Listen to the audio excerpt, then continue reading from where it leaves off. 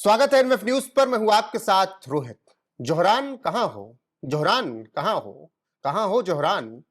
आज विशेष व्यक्ति पर बात होने जा रही है, क्योंकि ऐसा लगता है कि जो पड़ोसी मुल्क में है वो उनके लिए साहब हैं और भारत के जो प्रधानमंत्री हैं वो मोदी मोदी मोदी हैं। लेकिन शहबाज साहब, दाऊद साहब, तो पता नहीं कौन कौन से साहब।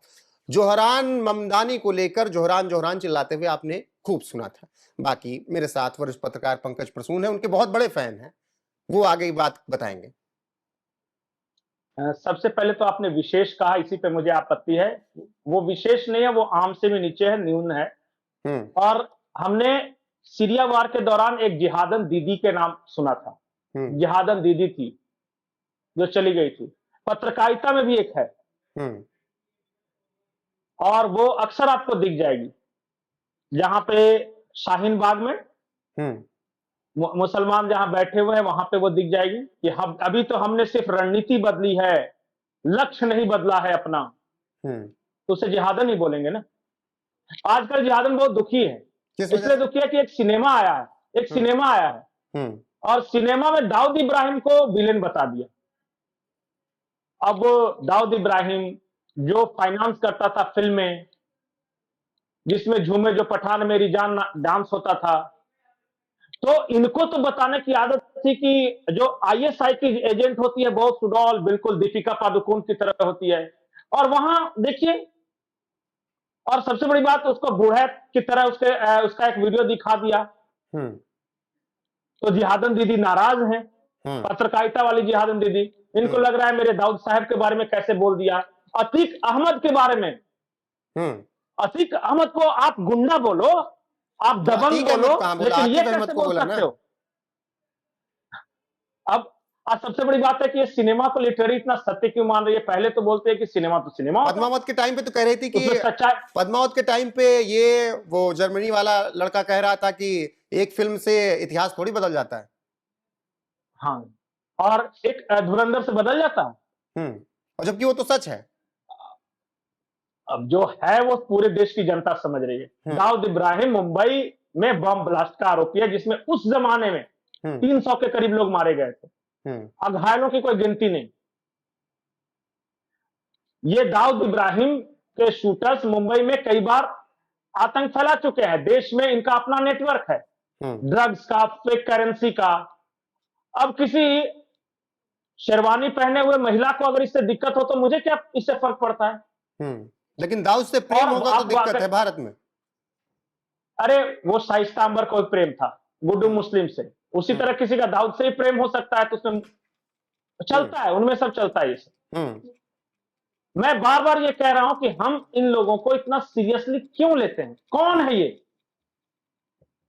एक कोई औरत जो बाहर जाती है, जब लैटिन अमेरिका में है, इंग्लैंड में है, तो खुद छोटे छोटे स्कर्ट पहन के घूम रही है, फिर भारत आती है, कहती है कि बुर्का हमारा जन्मसिद्ध अधिकार है। उसकी बातों को आप सीरियसली लेते हैं।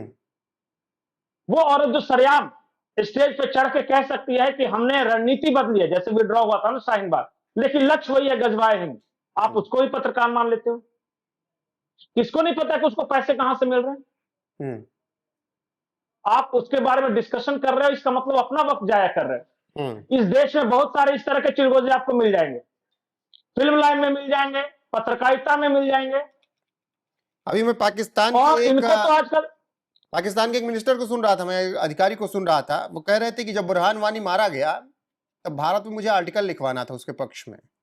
मैंने बहुत खोजा, तब जाकर मुझे कोई मंडे, ट्यूसडे, वेडनेसडे, इन 7 डे के अलावा कोई दूसरी डे मिली। उसने फिर हमारे सपोर्ट में लिखा। आजकल वो भी धुरंधर का विरोध कर रहे हैं। नहीं, नाम ले लीजिए ना, शोभा डे का टाइम्स ऑफ इंडिया में आर्टिकल लिखा था उस वक्त बुरहान वानी के समर्थन में। पूरे भारत में उसको कोई नहीं मिला और इसने लिख दिया। इससे पहले शोभा डे सिर्फ लिखती थी, एक भी न्यूज के बारे में कभी कुछ नहीं लिखा। PRN उसकी वो मास्टर थी, और उसके बाद सीधे बुरहान वानी के बारे में लिखा। और वो भी अब्दुल बासित कहता है कि मेरे से पैसे लेके लिखा, बिरयानी खा के। अब भी कोई शक है क्या? और ये अब्दुल बासित है कौन, जो 2 दिन पहले कह रहा था कि दिल्ली या मुंबई पे हम जाकर मिसाइलें मार देंगे। तो समझिए इन लोगों को, देखिए इन लोगों, ये फटीचर हैं, इनकी कोई इज्जत नहीं समाज में, ये मानसिक रूप से बीमार लोग हैं, लेकिन अपने और वक्त वो का आपको इंतजार कर रहे हैं भोजपुरी, ना। अरे वक्त का इंतजार इनको कोई पूछता नहीं, इनके घर वाले भी इनसे लाचार हो चुके हैं। हम्म। अब वो आपको भोजपुरी सिंगर, वो कौन है, राठौर, उसके रूप में दिख जाएगी, वो पत्रकार शेरवानी के रूप में दिख जाएंगे, राणा आयुब के रूप में दिख जाएंगे, वो कुछ फिल्मकार के रूप में दिख जाएंगे, जहनी बीमार लोग, ये नसरुद्दीन शाह के रूप में दिख जाएंगे आपको। लेकिन ये जो है तो वो इनका जर्मनी क्या में बैठा है, कीजिएगा? ध्रुव राठी की बात कर लें, आरफा खानम शेरवानी की बात कर लें, राणा आयूब का आपने जिक्र किया उनकी बात कर लें, शोभा डे की बात कर लें, ज्योति मल्होत्रा की बात कर लें, या ऐसे XYZ तमाम लोगों की बात कर लें, ये क्यों इतना, ये भारत के विरोध में, मोदी के विरोध में है, या फिर सामने वाले के प्रेम में? नहीं, एक बात जान जाइए, इनका भी इलाज हो रहा है, अर्बन नक्सल सगला है, जो वो सब नक्सल खत्म हुआ ना, आपको 2-4 साल बाद इनमें से आधे पागल हो दिखेंगे। तो ये बीमार लोग हैं, और देखिएगा इनका क्या, आधे पागल खाने में मिलेंगे ये सब, या फिर अपना तरीका बदल लेंगे। इन लोगों को हर उस चीज से समस्या है जिसमें भारत की भलाई है।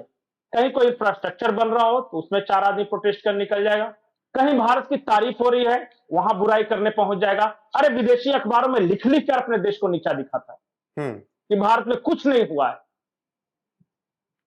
हमेशा उनको, ये गरीबी बेचने वाले लोग हैं, स्लम डॉग मिलेनियर बनाने वाले लोग,